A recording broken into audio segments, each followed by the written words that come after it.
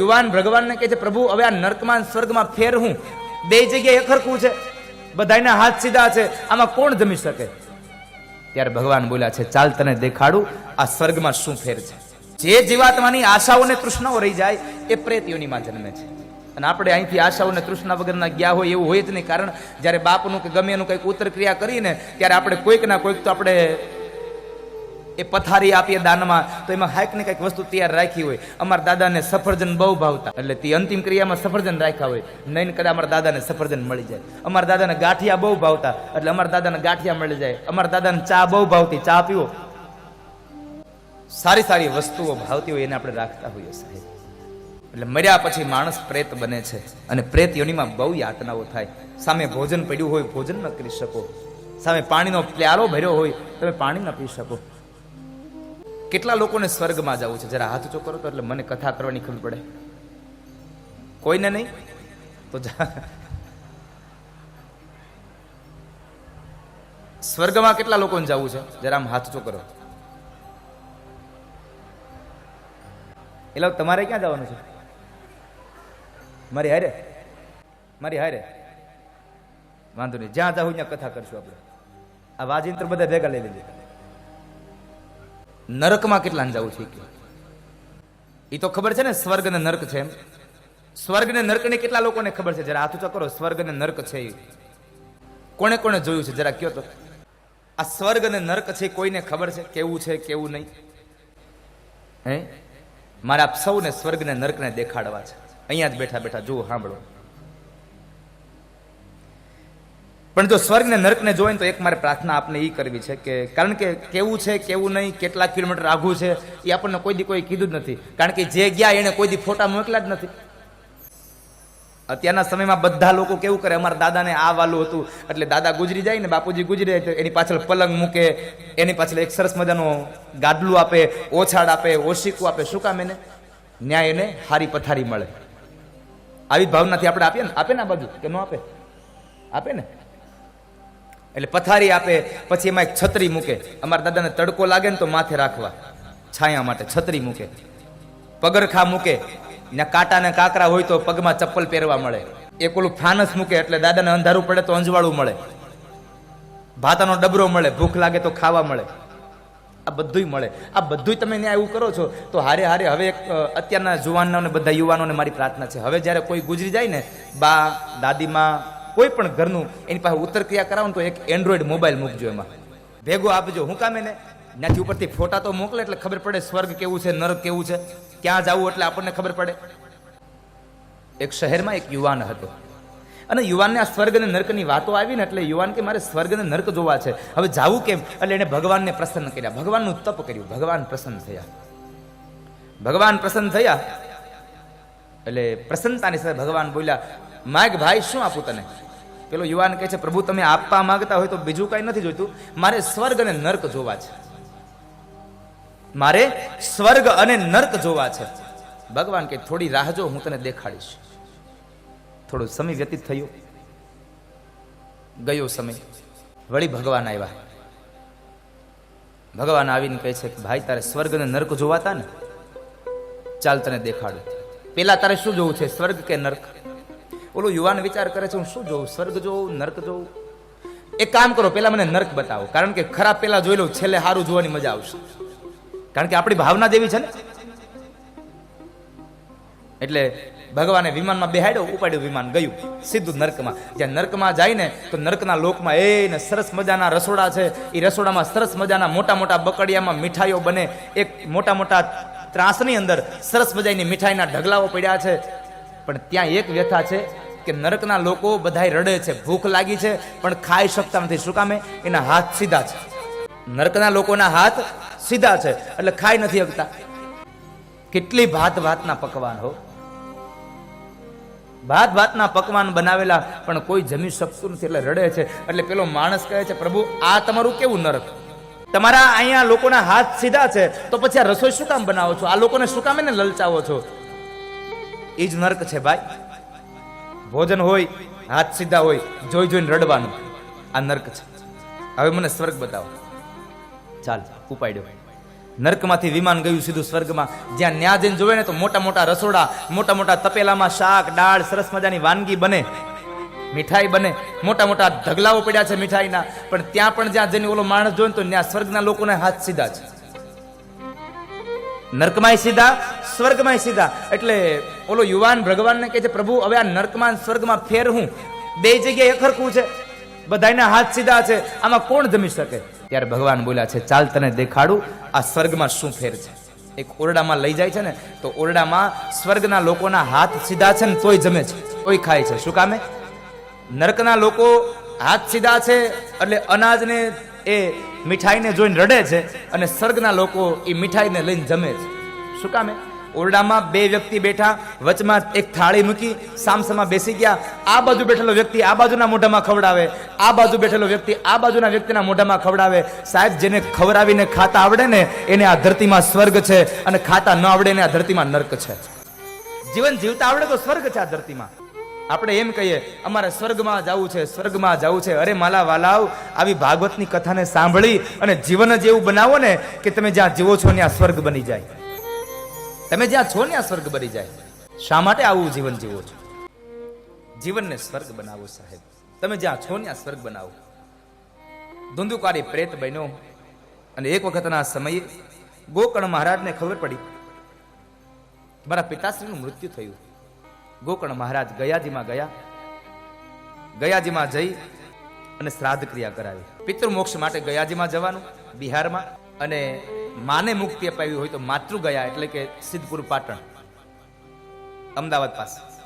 ગોકર્ણ મહારાજે ગયાજીમાં જઈને પિતૃઓને મુક્તિ માટે શ્રાદ્ધ કરાવ્યું. પણ એક વખતના સમયે સાંજનો સમય હતો, અને એ સમયે બરાબર ધુંધુકારી આવી અને ખૂબ જોર જોરથી રડે છે. અને ત્યારે ગોકર્ણ મહારાજે પાણીની અંજલી છાંટી, એટલે એને વાચા ફૂટી. એટલે કહે છે કે ભાઈ તું કોણ છે?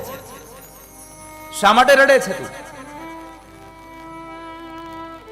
ધુંધુકારી બોલે છે, ભાઈ હું તમારો ભાઈ છું, હું મૃત્યુ પામ્યો અને પ્રેત બન્યો છું, અને હું આપને પ્રાર્થના કરું છું કે મને છોડાવો ને, મને બહુ દુઃખ થાય છે આમાં, મને બહુ દુઃખ થાય છે, મને છોડાવો. ગોકર્ણ મહારાજ કહે છે કે ભાઈ મેં તો તમારા બધાની મુક્તિ માટે ગયાજીમાં શ્રાદ્ધ કર્યું, તો તમને મુક્તિ ન મળી?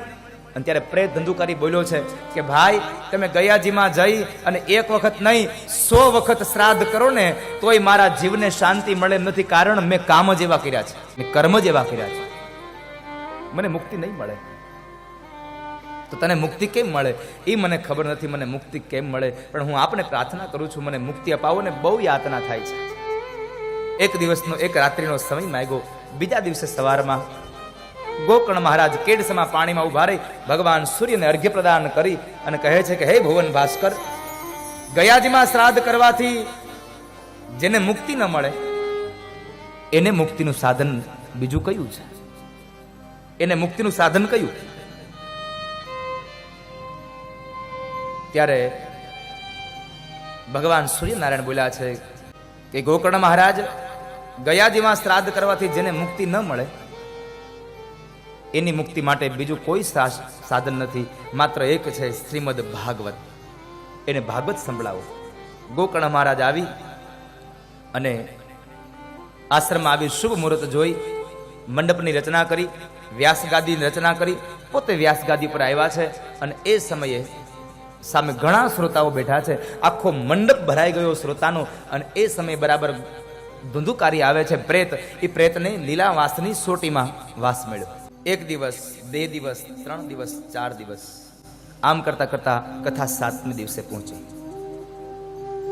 લીલા વાસની સોટીમાં આપણે પૂજા કરીએ પિતૃઓની. આ બાજુ તમારે લોક માન્યતા હશે નહીં હોય મને ખબર નથી, પણ અમારે એ બાજુ જરા લોક માન્યતા એવી ખરી કે 7મે દિવસે આ વાંસની હોટી ફાટી ન જાય ને તો કથા પૂગી ન હોય. વાંસની સોટી ફાટે નહીં દાદા તો કથા પૂગી ન હોય શાસ્ત્રીજી. હવે મને એમ થાય કે આ વાંસની સોટી કદાચ ગમે તેમ પથ્થર માથે પછાડો ને તોય ન ફાટે. લીલા વાંસની સોટી છે, પણ ત્યાં માત્ર આપણે શબ્દનો અપભ્રંશ કરી નાખ્યો છે. લીલા વાંસની સોટીની ગાંઠો નથી તોડવાની. આપણા જીવનમાં રહેલી 7 દિવસની કથાને સાંભળી અને રોજ વાસનાની ગાંઠોને તોડવાની છે. વાસની નહીં, વાસનાઓ તોડવાની છે. અને એ 7 દિવસમાં કઈ કઈ વાસનાઓ? તો કહે છે કામ, ક્રોધ, લોભ, મદ, મોહ, મત્સર અને ઈર્ષા. 7 દિવસમાં 7 ગાંઠો તોડવાની, પણ વાસનાની. આપણે વાસના મુખ પડતું અને વાસ લઈ લીધો.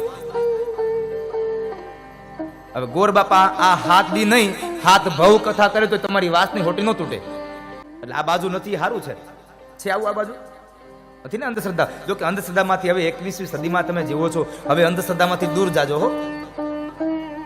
અહીં તો ઘણી જગ્યાએ હું જાઉં ને, એટલે કથા આવે ને ત્યાં મને દાદા પિતૃ ધૂણશે તો ખરા ને. ધૂણવાનું મારે બેયને 12મો સંદર્ભમાં કૂતરા બિલાડા જેવું મારી ભાષામાં. મને ધૂણવામાં જરાય શ્રદ્ધા નથી સાહેબ, જરાય ભરોસો નથી, વિશ્વાસ નથી. જે માને એને મારા વંદન છે, હું નથી માનતો.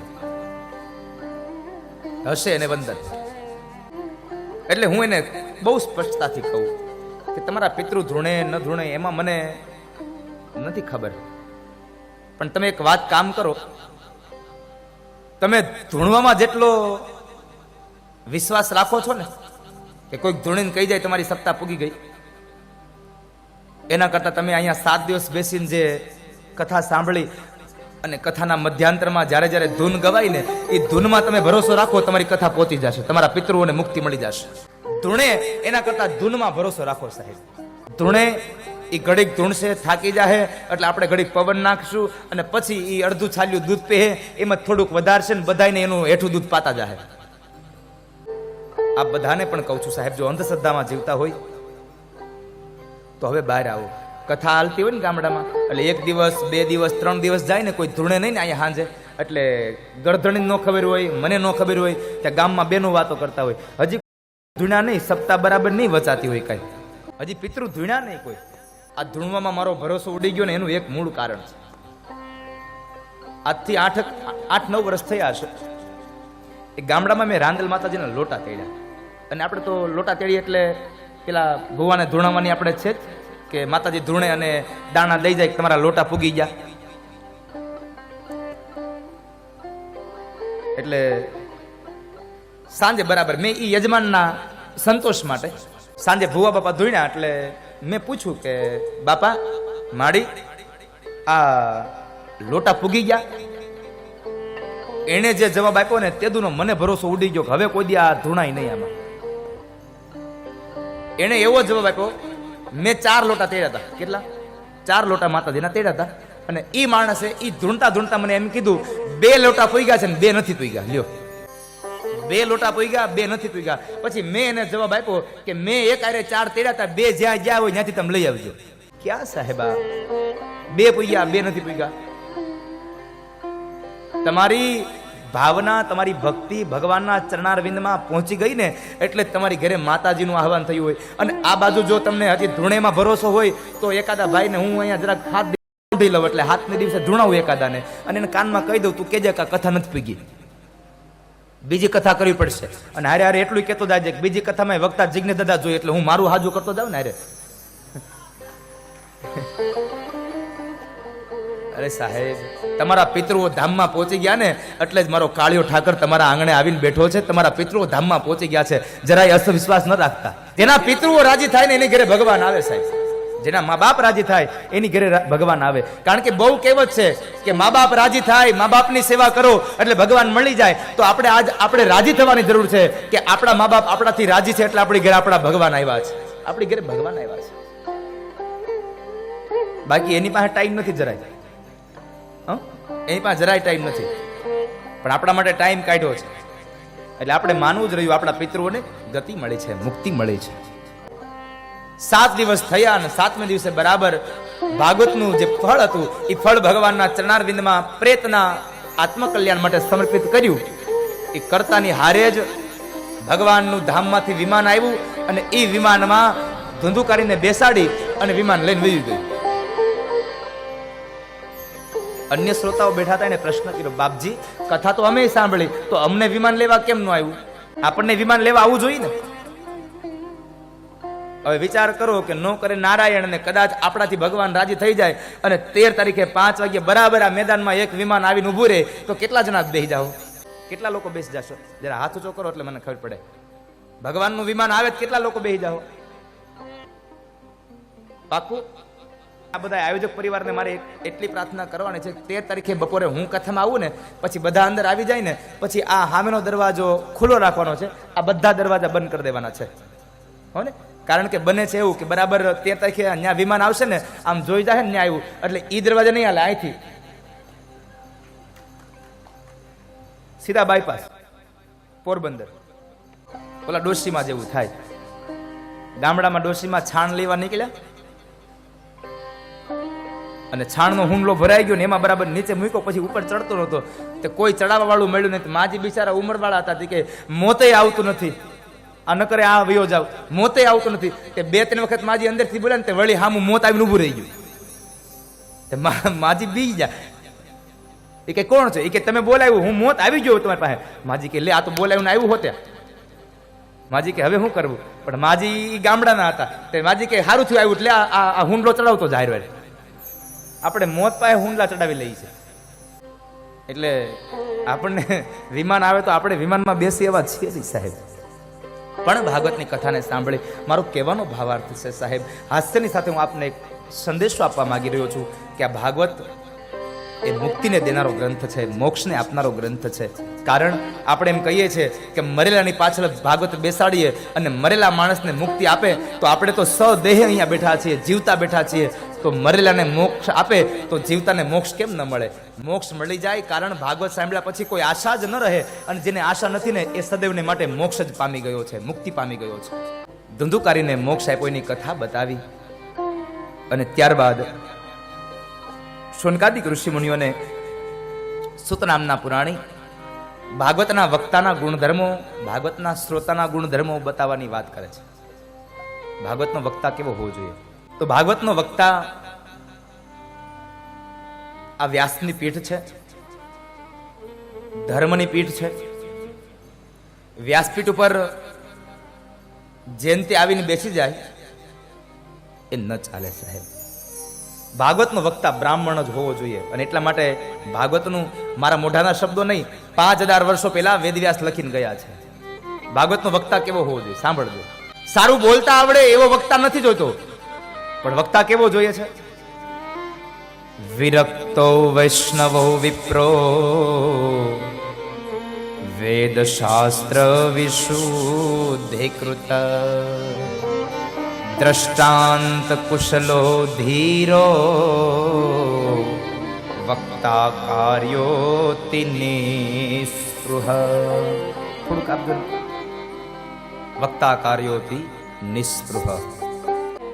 પેલી વાત બતાવી, ભાગવતનો વક્તા વિરક્ત હોવો જોઈએ. કેવો? વિરક્ત, આસક્ત નહીં.